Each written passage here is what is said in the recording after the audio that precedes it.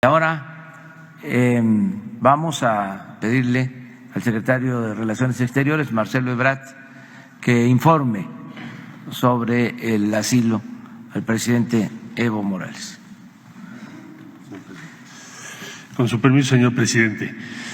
Bueno, como ya ustedes tienen la información, el día de ayer recibimos la comunicación por parte de Evo Morales de aceptar el ofrecimiento de asilo que México ofreció.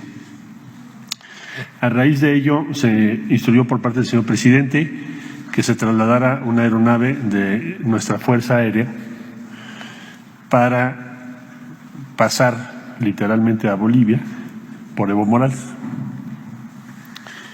Bueno, serían muchos los detalles, pero me voy a referir a los puntos principales.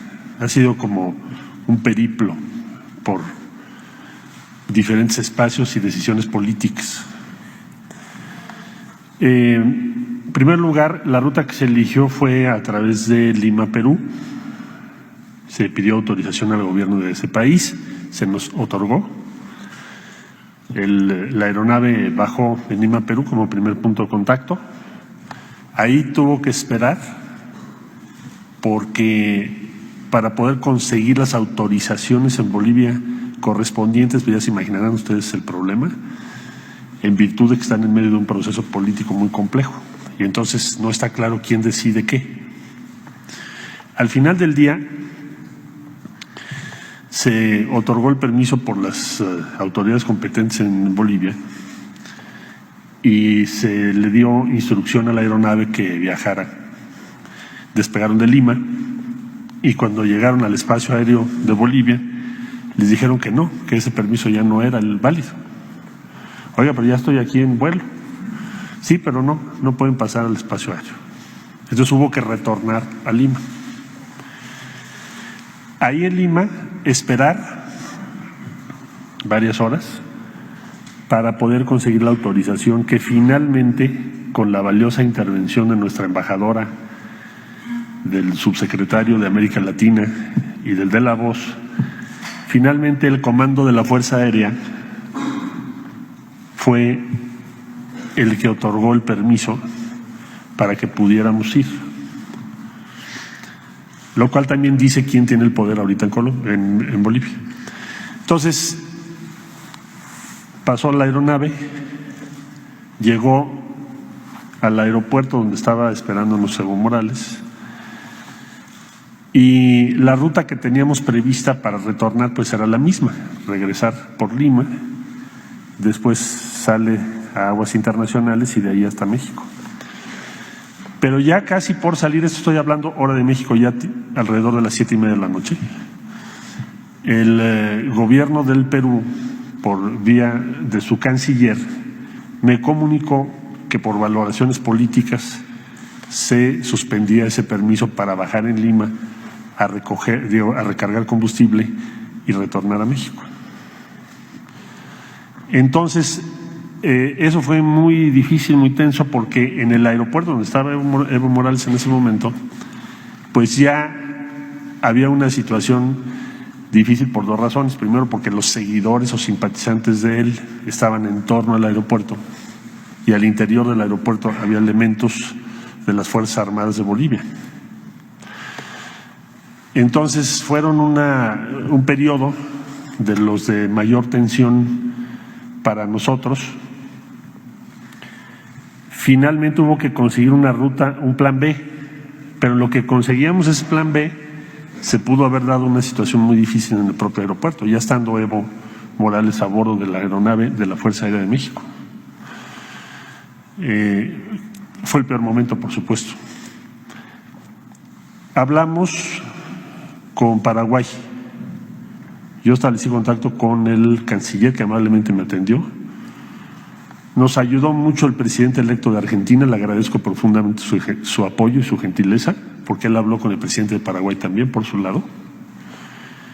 Y el canciller me dijo, no tenemos inconveniente en que vengan ustedes a la Asunción, vuele el avión a la Asunción y aquí recargue combustible y permanezcan las horas que sean necesarias en lo que ustedes hacen su trámite de autorización de espacio aéreo, porque entendemos la circunstancia en la que están, puede convertirse en una tragedia lo que está pasando.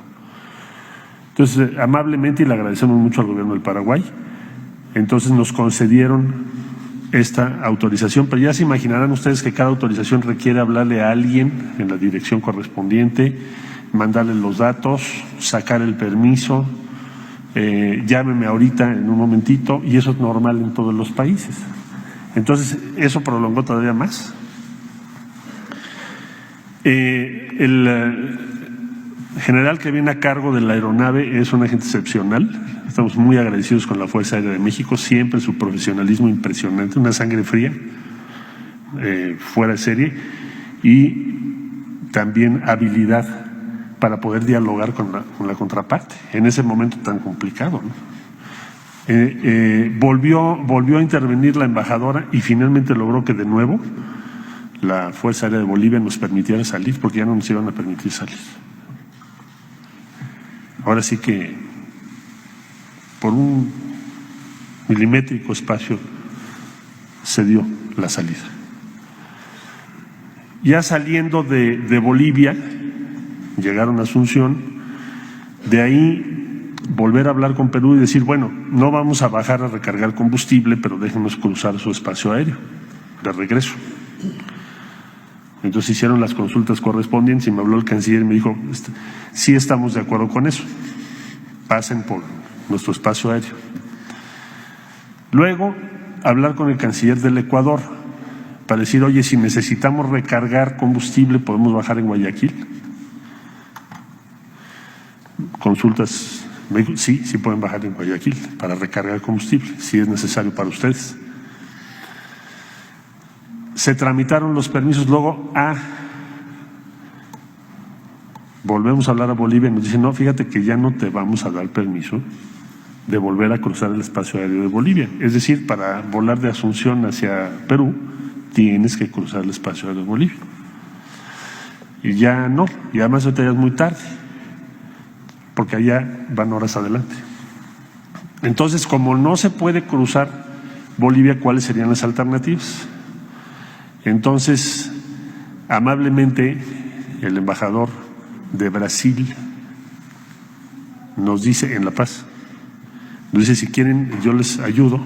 Después hablamos con el embajador de México en Brasil, el embajador Piña, y en la madrugada consiguieron milagrosamente casi, y también agradecemos al gobierno de Brasil, el permiso para poder volar en el espacio aéreo de Brasil en la línea fronteriza entre Bolivia y Brasil, y de ahí salir a Perú. Esa era la ruta, y de Perú cruzar el espacio aéreo de Ecuador, ya no bajar en Guayaquil, y seguir hasta la Ciudad de México, porque la autonomía de ese avión son aproximadamente 11 horas de vuelo. Entonces, como teníamos ya recargado con combustible, dijimos, pues ya no bajemos, porque está siendo muy complicado el permiso. Bueno, dado el permiso entonces de Brasil, la autorización de Perú y la autorización de Ecuador, al fin despegó el avión al filo de las 2 de la madrugada, hora de México. Va volando desde entonces. La última vicisitud que nos refieren es que hubo que rodear Ecuador, porque ya estando en vuelo, les dijeron que no les permitían sobrevolar el espacio aéreo y que lo iban a revisar. Esto ya en la madrugada.